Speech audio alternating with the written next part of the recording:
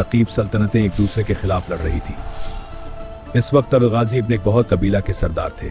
वो न सिर्फ बहादुर थे बल्कि बहुत अक्लमंद भी थे।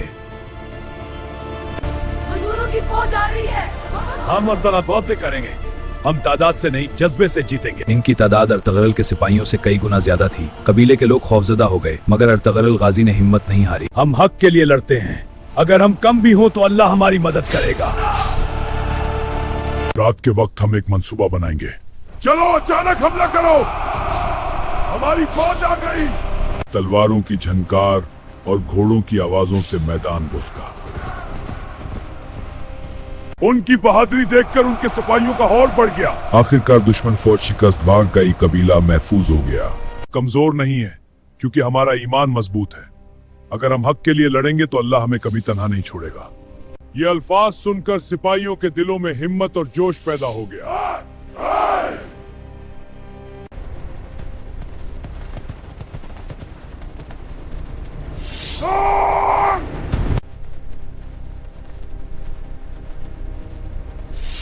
जिंदार!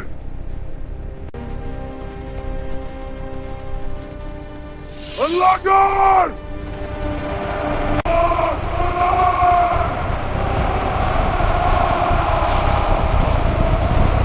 दुश्मन भाई तुम्हें इससे सख्त मिलेगा।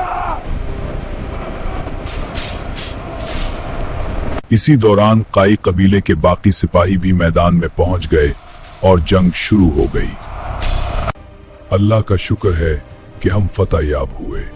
अल्लाह तो गाजी, अल्लाह का शुक्र है कि हम एक बड़ी तबाही से बच गए। ऐ मेरे बहादुर सिपाहियों, हम सब तुम पर नाज करते हैं।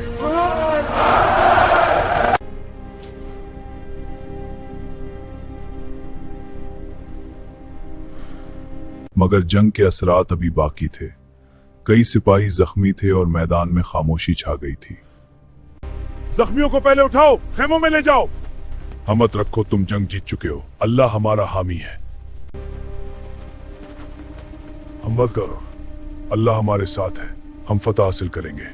तुमने आज काई कबीले की इज्जत बचाई है, अल्लाह तुम्हें अजर देगा।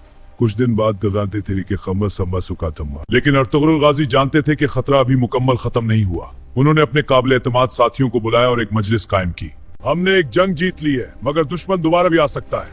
हमें अपने कबीले को मजीद मजबूत करना होगा। कबीले की हिफाजत के लिए फैसला कर दिया गया। बहादुर नौजवानों जंग के तबिया आस पास को अपनी हिफाजत में ले लिया गया।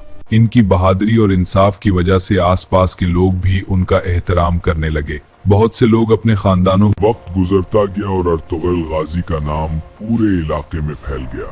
लोग इन्हें एक इंसाफ पसंद रहनुमा भी मानने लगे।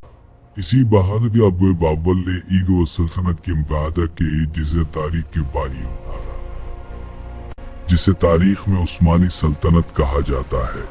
यूं अरवादी के बाद भी एक अजीम मिसाल बन गई।